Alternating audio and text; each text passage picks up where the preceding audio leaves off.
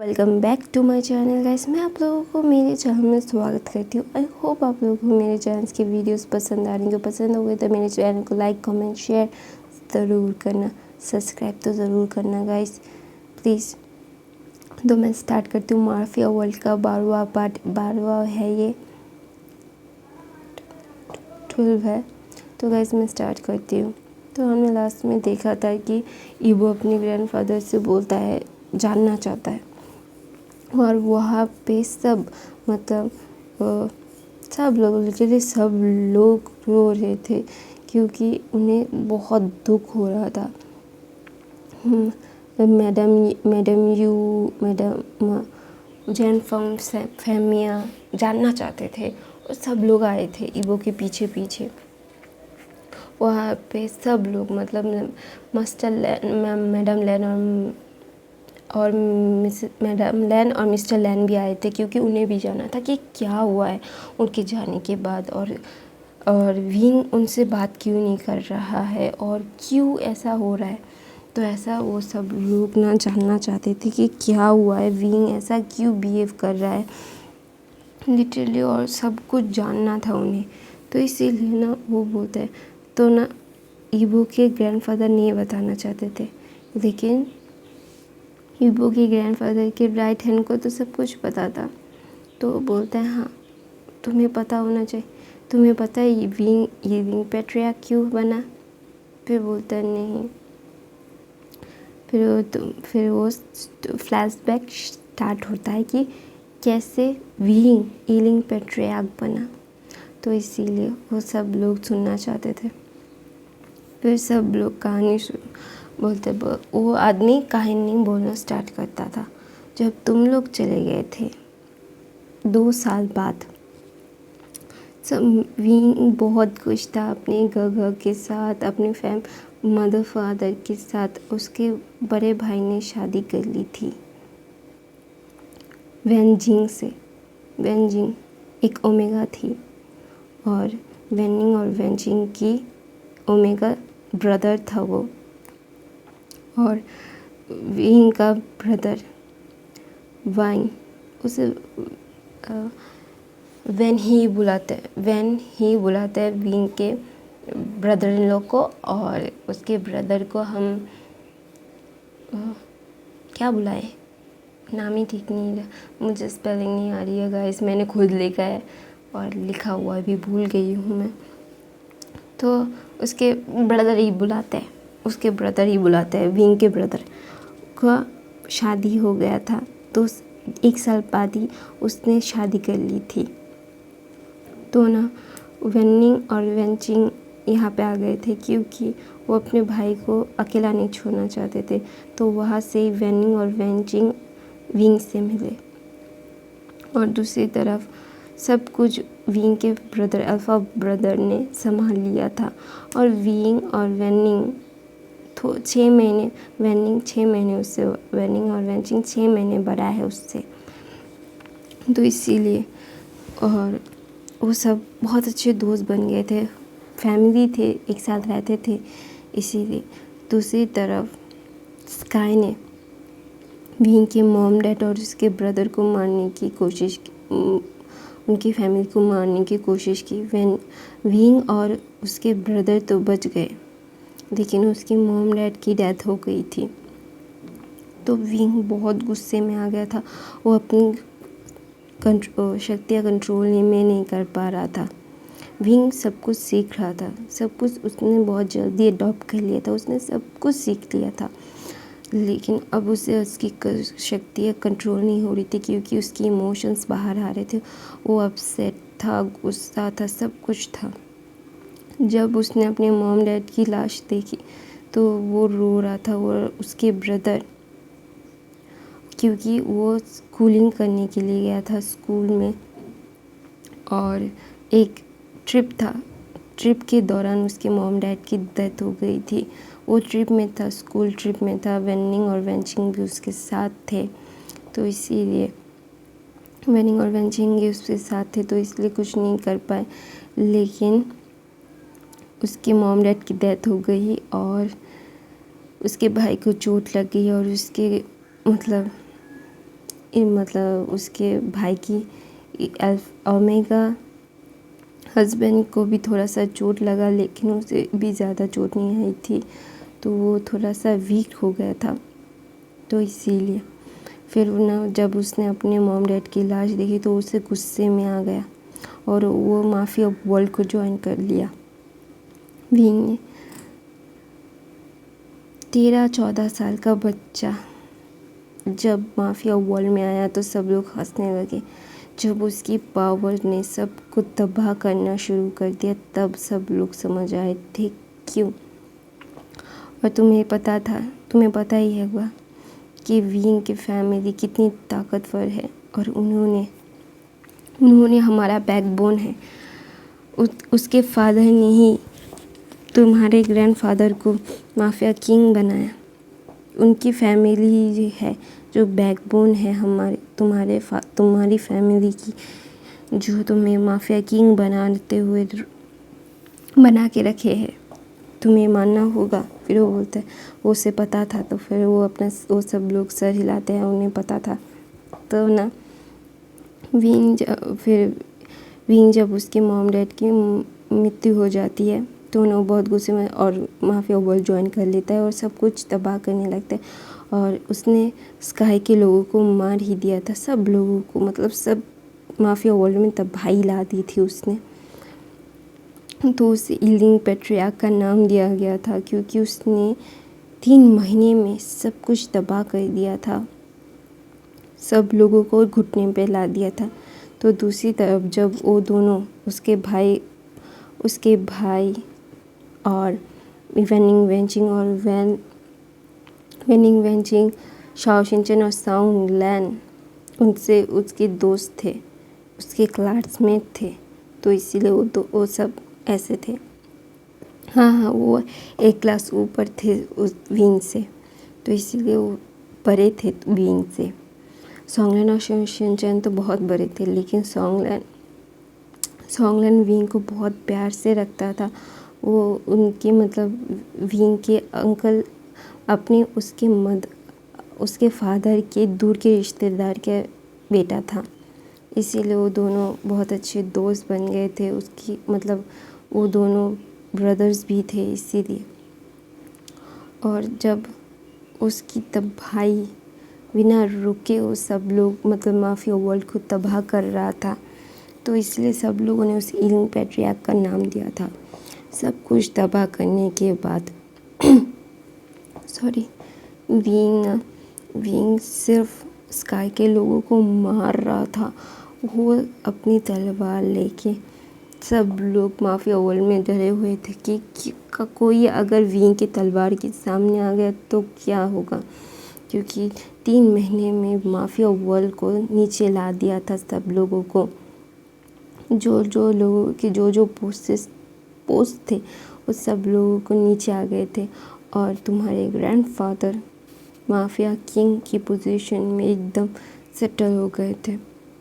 तो एक दिन उन दोनों की मिशन में गए थे। सॉन्गलैन, शाओ शिनचैन और वेनिंग वेंचिंग अलग अलग थे और उसके ब्रदर और वो एक साथ था। और दूसरी तरफ उसके अल्फा ब्रदर का ओमेगा हस्बैंड प्रेग्नेंट था, तो इसीलिए ना 7 महीने का प्रेग्नेंट था, तो इसलिए ना वो ना अपने ब्रदर को लेके जाना नहीं चाहता था विंग। फिर भी उसके ब्रदर ने ज़बरदस्ती की। दूसरी तरफ स्काई के लोगों ने बहुत तगड़ी प्लानिंग की थी कि वो विंग और उसके ब्रदर को मार देंगे। तो वो ना जाते हैं और वहाँ पे बहुत ज़्यादा तबाही लाते हैं। वो विंग सब कुछ मार रहा था, तो एक आदमी विंग को मारने के लिए बढ़ रहा था, तो उसके भाई ने उसका गन शूट अपने मतलब फ्रंट में ले लिया और उसके सीने में जाके गोली लगी। तो वो ना मतलब उसे इतना गुस्सा आया तो सब लोगों को मार के उसके बाहों में, फिर तुम्हारे ग्रैंडफादर, मैं, सब लोग वहाँ पहुँच गए और देखा कि विंग की बाहों में उसका ब्रदर करा रहा था। तो वो बोल रहा था ब्रदर चलो हॉस्पिटल चलते हैं। फिर उसके ब्रदर ने मना किया, बोला कि नहीं रुको, हम नहीं जा सकते। फिर वो बोलता है क्यों ब्रदर, हम क्यों नहीं जा सकते, हमें जाना होगा, आपको कितना पेन हो रहा है ब्रदर प्लीज़। फिर वो बोलता है नहीं मेरे पास ज़्यादा वक्त नहीं है, मेरी बात सुनो। फिर ऐसा बोलता है कि मैं तुम्हें पहले बताना चाहता था, मैं तुम्हें और मेरी फैमिली को जो है मेरे फैमिली में बचे हुए, मैं इस दुनिया से बाहर जाना चाहता था, लेकिन जब मैंने तुम्हारी आँखों में वो खून देखा, गुस्सा देखा, तो मैं तुम्हें रोक नहीं पाया। तो ना वो बोलता है कि प्लीज़ यार इस दुनिया से बाहर चले जाना, मुझे प्रॉमिस करो। फिर वो ना उसके भाई को प्रॉमिस करता है, वो बोलता है कि हाँ मैं चला जाऊँगा, मैं हम लोग दो सब चले जाएंगे, ऐसे हम लोग इस माफिया वर्ल्ड में नहीं रहेंगे। तो ना उसका भाई उसकी बाहों में उसका दम तोड़ देता है। फिर वो सब लोग रोने लगते हैं, मैडम यू भी रोने लगती है।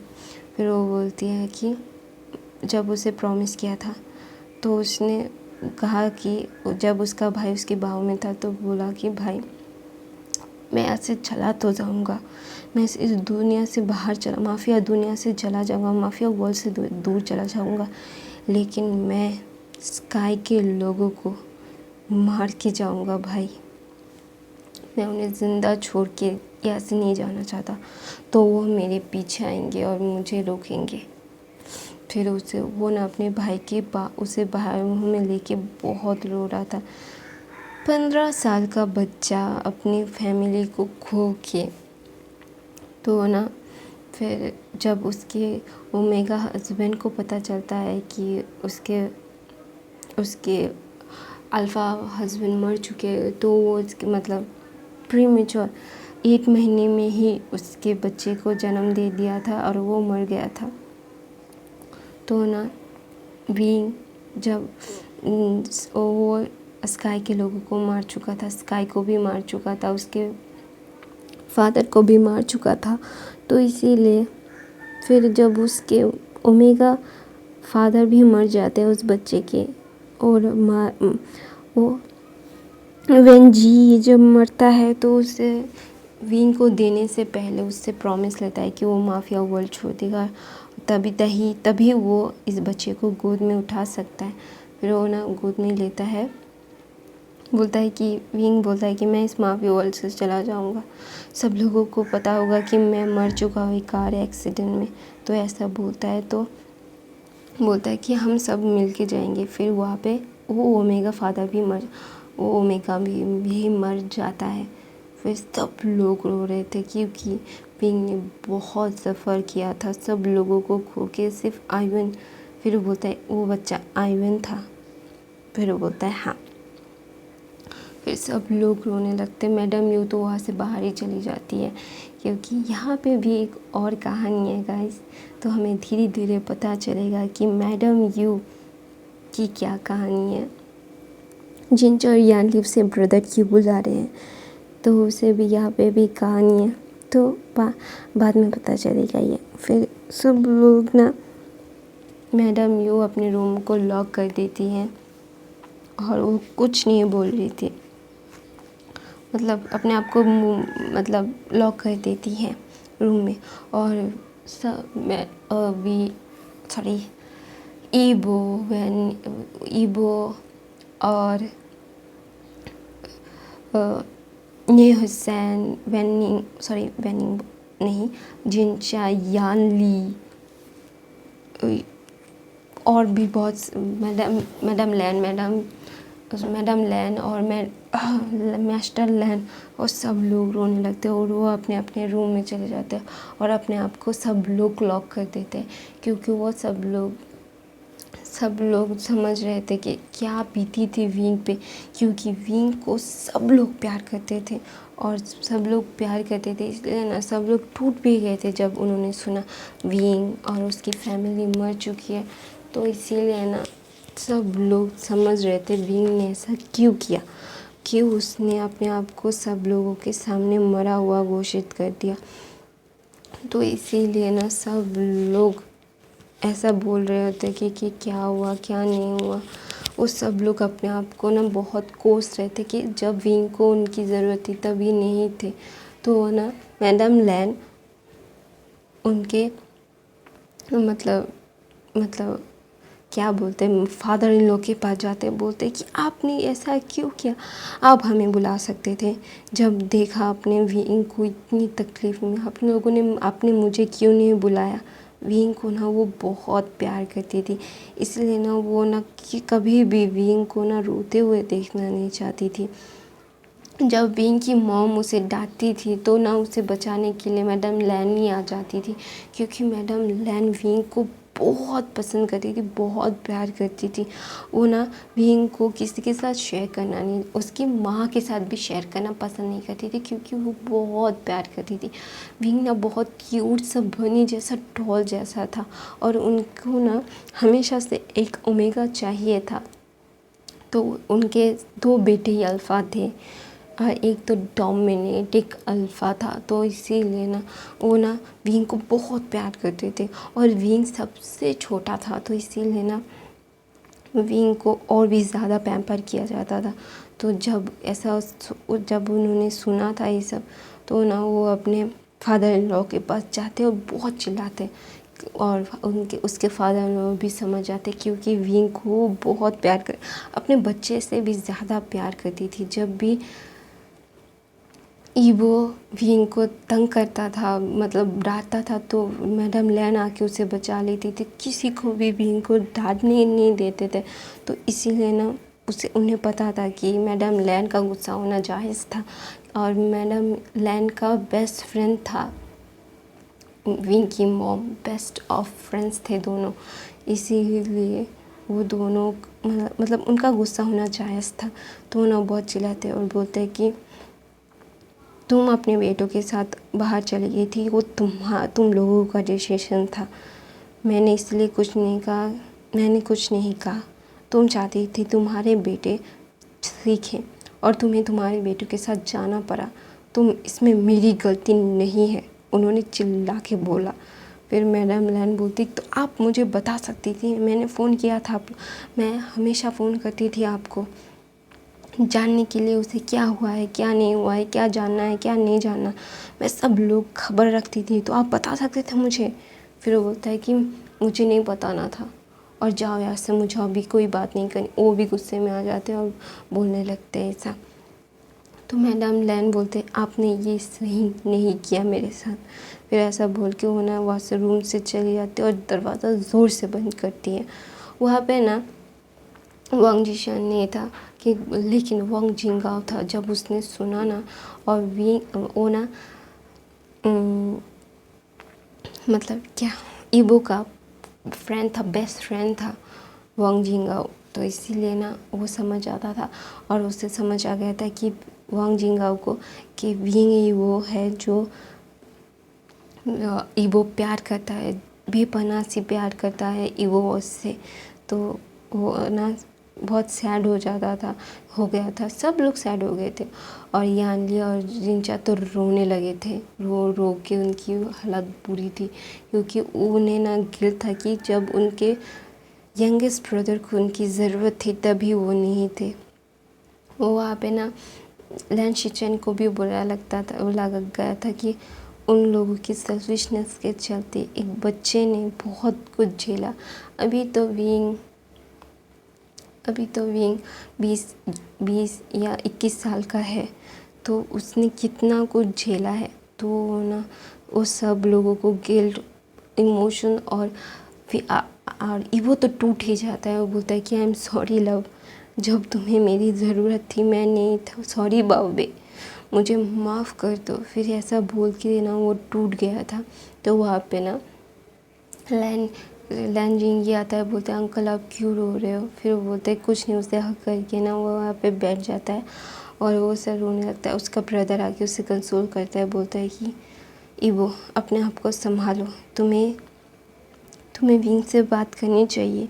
फिर वो बोलता है मैं बात करना चाहता हूँ, लेकिन वही तो बात नहीं कर रहा है ब्रदर, मैं क्या करूँ, मुझे कुछ समझ नहीं आ रहा है ब्रदर, कुछ कीजिए।